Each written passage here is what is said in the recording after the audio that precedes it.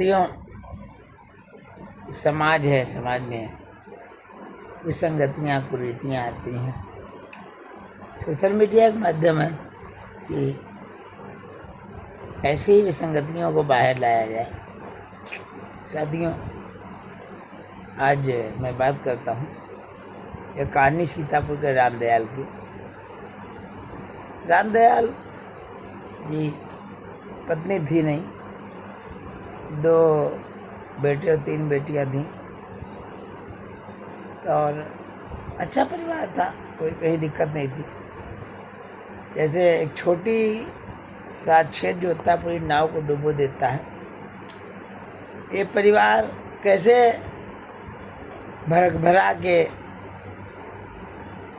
2 लड़कियों की कुटिलता, निजता और धूर्तता में तबाह हो गया, उसकी एक कहानी है।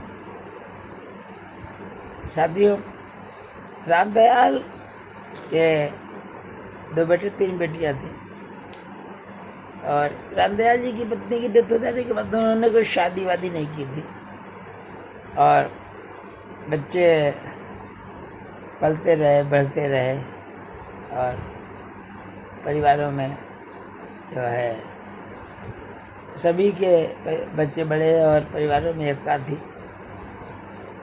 और बड़े बच्चे के भी 2 बेटे हो गए, रामदयाल जी बाबा बन गया। बेटियों का सेटिंग जो है अपने ससुराल में ना हो पाया। कहानी टर्न कहाँ से लेती है तो बड़ी बेटी थी रामदयाल जी की सुचित्रा, क्योंकि माँ थी नहीं तो भाइयों ने सोचा चलो बहन पास में रहेगी, अच्छा रहेगा, रक्षाबंधन वगैरह के जो रिश्ते अच्छे बने रहेंगे। तो बड़ी बेटी सुचित्रा थी, शुरू से ही उसके डीएनए में नफरत भरा पड़ा था परिवार के प्रति। उसका ये सोच रहा था कि रामदयाल के पास जितना पैसा है किसी के पास ना जा पाए, क्योंकि उसकी सरकारी नौकरी थी। उसकी एक बहन रेखा की शादी हुई थी उन्नाव में। लड़कियों को एडजस्ट होने में समय चाहिए होता ससुराल में, तो मैं बताऊं कि इस घर में लड़कियों ने कैसे जीवन बर्बाद किया। तो गई बड़ी लड़की सुचित्रा छोटी लड़की रेखा को ले आई। बाद में समाज के लोग भाई वगैरह कहते रहे कि दोबारा विवाह कर दो तो अपने घर जाके एडजस्ट हो जाएगी। लेकिन सुचित्रा के मन में तो एक अलग कहानी चल रही थी। सोचा चूँकि रेखा के आगे पीछे कोई नहीं है तो सोचा कि उनकी संपत्ति सीधे तो नहीं आ सकती है हमारे पास में, रेखा को पिता की सेवा करने में लगा दिया जाए स्लो पॉइजन के रूप में, क्योंकि वैसे भी लड़कियां पापा की परी होती हैं। अब देखिए, परिवार की बड़ी लड़की छोटी लड़की को मोहरा कैसे बना रही है। रामदयाल की बड़ी लड़की ने अपनी जो उससे बड़े भाई थे धीरज कुमार, उनकी भी शादी हुई थी जिला हमीरपुर से। तो बड़े भाई की शादी में भी उनकी पत्नी के साथ बहुत अत्याचार किया था, मारपीट, दंगा फसाद, गाली गलौज, हर बात पे रंडी, वेश्या और छिनार जैसे शब्द निकलते थे। कैरेक्टर खराब, मतलब उनकी जो बड़ी लड़की थी वो सबका कैरेक्टर का सर्टिफिकेट बांटा करती थी। उसकी नज़र में कोई सही नहीं था। नौकरी का बहुत ज़्यादा घमंड था, लेकिन जितना नौकरी में पैसा आता था, लालची, कपटी और धूर्त, वो 1 नंबर की थी। तो भगवान की दुआ से जो उसका छोटा लड़का हुआ वो महाभारत के शकुनी की याद दिलाता है। हनी नाम था उसका। उसका नई पीढ़ी में जब उसका छोटा लड़का हुआ तो बिल्कुल पूरे परिवार में उसका होता सबसे छोटा लड़का, और अपनी मम्मी को भी मार पीट के रखता था, पापा को भी। उसके खुद के परिवार में, सुचित्रा के परिवार में जब बहू आई तो बहू पर बहुत अत्याचार किया, मारपीट, दुनियादारी। बड़ा लड़का क्योंकि किसी और से चाहता था शादी करना, लेकिन रामदयाल की लड़की सुचित्रा ने, उसकी मर्जी से शादी नहीं होनी थी उसकी। लड़की बहू आई, बहू के साथ भी अमानवीय व्यवहार, अत्याचार, जानवरों की तरह मारपीट, गाली गलौज, खाना फेंक देना। तो बहू भी रुक ना पाई और चली गई। तो देखिए रामदयाल की जो लड़की सुचित्रा थी, अपनी बहन का घर बसने नहीं दिया, उसके बाद अपनी बहू का घर बसने नहीं दिया, और एक और बहन थी उसके यहाँ भी इंटरफियर करती रही जीवन भर। उन लोगों को बीमारी होती है अपना घर न संभाल के सबके घर में इंटरफियर करने की। रामदयाल जो कि पत्नी थी नहीं, हमेशा जो है सोचा कि बेटियां देखभाल कर रही, लेकिन रामदयाल को ये नहीं मालूम था कि लड़कियां जो है प्यार की आड़ में एक नया खेल चल रहा है घर में। सुचित्रा का जो बेटा था MBA पास था, उसने सोचा कि नौकरी करेंगे तो 20-25 हज़ार की नौकरी मिलेगी, क्योंकि रामदयाल जी ने बचपन में ही कई प्लाट करा रखे थे। क्योंकि हनी का अपनी मौसी रेखा से बहुत अपनापन प्रदर्शन करता रहता था। वो कारण था कि संपत्ति हाथ से न निकल जाए। मतलब सुचित्रा और उसका बेटा हनी दोनों का शिकार जो थी रेखा की आड़ में रामदयाल जी। धीरे धीरे करके रामदयाल जी के पास एक दो जो प्लाट था, पैसा था, सोना चांदी थी, अन्य एफडीज थी, करीब 1.5 करोड़ रुपए की संपत्ति जो बटनी थी अपने नाम लिखा दी। रामदयाल जी की एक दिन अचानक मृत्यु हो गई। सबसे छोटा लड़का था रामदयाल जी का, आशुतोष। बहुत प्यार करते थे, क्योंकि वो जानते थे बाकी लड़के बच्चों को तेल लगाते थे कि मेरे पिता इतना पैसा देते, उतना पैसा दे दे। किसी ने 5 लाख ले लिया, किसी ने 10 लाख ले लिया, किसी ने प्रॉपर्टी ले ली, लेकिन रामदयाल का जो सबसे छोटा लड़का था, पैसा दिया भी तो उसने मना ही कर दिया। अचानक एक दिन रामदयाल जी की मृत्यु हो गई। साथियों, मृत्यु के समय जो सबसे छोटी लड़की थी, सबसे बड़ी लड़की थी सुचित्रा। रामदयाल जी जानते तो थे, वो आशंका थी कि कहीं ना कहीं बड़ी लड़की छोटी लड़की को शिकार बना रही, लेकिन उनका छोटा लड़का चाहते थे कि ये मुझे कहे कि मुझे पैसा दे दो, ये दे दो, वो दे दो। लेकिन छोटा लड़का स्वाभिमान का बहुत पक्का था, उसने कभी हाथ नहीं फैलाया और मकान छोड़ने का फैसला भी कर लिया उनके साथ, क्योंकि लड़कियों का माहौल और नातियों का माहौल घर को विषाक्त कर रहा था। तो उसने घर से हटने का फैसला कर लिया। लेकिन जब वो नए मकान में जा रहा था, 2 महीने पहले ही रामदयाल जी की डेथ हो गई।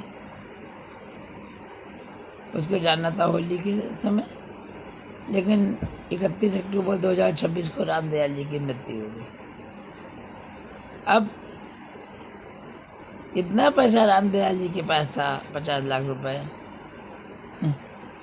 क्योंकि साथ में रहने वाली रेखा के नाम सभी पैसा हो चुका था, तो पिता की अंत्येष्टि दाह संस्कार तक में पैसा देने को सोच रही थी। लेकिन बड़ी लड़की सुचित्रा के लड़के ने कहा कि अब तो नाना मर गए हैं, अब कुछ नहीं देना है, अब जितना भी पैसा है वो मेरे ही पास रहेगा। साथियों, मैं बताना चाह रहा हूँ कि एक बड़ी लड़की और उसका लड़का वृद्ध पिता के पास रहने वाली लड़की को मोहरा बना सकता है। समाज में ऐसा कम सुनाई पड़ता है, लेकिन आज लड़कियों का कल्चर बदल गया है, तो ऐसी भी लड़कियां आने लगी हैं।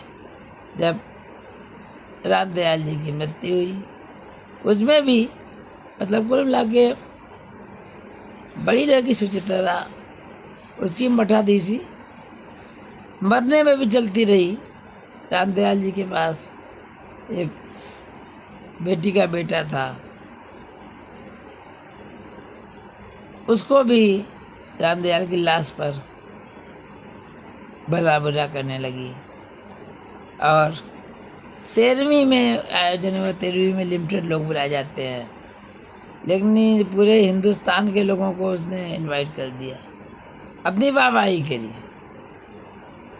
छोटा भाई रामदयाल के साथ में था, पैसा उसके पास था ना, तो कहीं से लोगों से, दोस्तों यारों से दो उधार लेकर ये जिम्मेदारी हंसते हंसते वहन की। और रामदयाल जी की मृत्यु के बाद मकान पे 2 कल थे, तो लोगों ने कहा कि क्योंकि 1.5 करोड़ की संपत्ति उनकी बड़ी लड़की और भांजे ने मिलकर छोटी लड़की रेखा के नाम करवा दी थी कि उसके मरते उनके पास चली जाएगी, चूँकि रेखा के कोई बच्चा था ना। लोगों ने कहा कि एक जो पुश्तैनी मकान है जिसमें 2 मंजिल है, कम से कम बड़े में ऊपर की मंजिल में छोटा भाई रहता ही रहता है, तो नीचे का मंजिल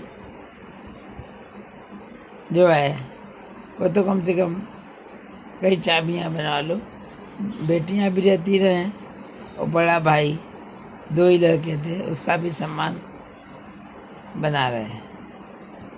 लेकिन रामदयाल की बड़ी लड़की के डीएनए में शिव कुटिलता और लालच भरा पड़ा था। हाय मैका, हाय मैका, हाय मैका, उसके बाद जिंदगी में मैका मैका चिल्लाती रहती थी। जबकि मैके का कॉन्सेप्ट ये होता है, मैके में भाई भाभी है, अगर सम्मान करने वाले लोग होते हैं तभी तो मैका होता है, कि दीवालों से मैका होता है। लेकिन हाय मैका, हाय मैका, हाय मैका, और ये हुआ संपत्ति के लिए 2 सगे भाई जिन्होंने पास में रखा था, जीवन भर साथ दिया था, 1.5 करोड़ की संपत्ति के लिए। और उसके बाद बड़े जो बच्चा कुचा भाई का हिस्सा था उसमें भी अपना ताला लगा लिया। मैं बताना चाहता था कि समाज में बदनाम सिर्फ लड़के ही होते हैं, लेकिन संपत्ति के लिए लड़कियां कितनी नीचता तक उतर सकती हैं, इस समाज को बता रहा था विचारों के माध्यम से। यही नहीं, रामदयाल जी की डेथ के बाद भांजे और बड़ी लड़की ने छोटी लड़की से जितने कागज थे, जितनी चीजें थी, सब गायब करवा दी कि बच्चों को कुछ नहीं हो, कुछ जड़ नहीं हो। इस तरीके से रामदयाल की लड़की ने पूरी तरीके से जो हंसता खस्ता परिवार था अपने बच्चों के लालच के लिए, जैसे ही महाभारत में दुर्योधन और धृतराष्ट्र का मैटर था, सुचित्रा मेरे को धृतराष्ट्र थी। धीरे धीरे क्या हुआ, छोटे लड़के ने देखा उसके बड़े भाई के साथ अन्याय हो रहा है, उसने कहा कि क्या किया जाए, अकेले घुटते रहो या समाज को बताया जाए। उसने फैसला किया कि समाज में व्हाट्सएप के माध्यम से जितने लोग हों सबको सूचित करो। होता यह है कि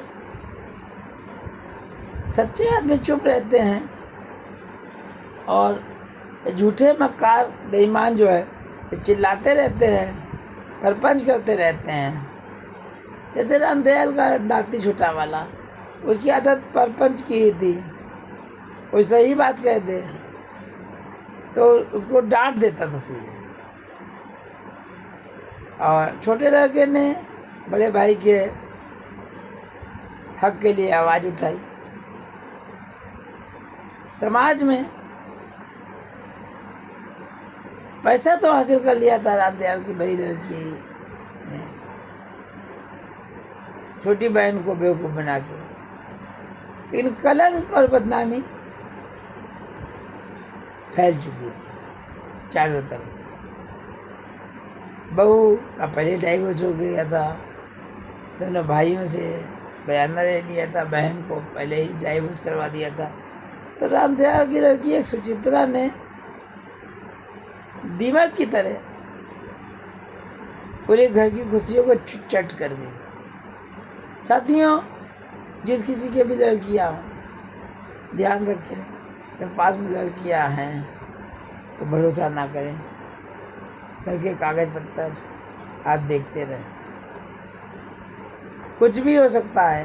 विश्वासघात, जैसे रामदयाल के बेटों के साथ और उनकी बेटियों ने विश्वासघात किया।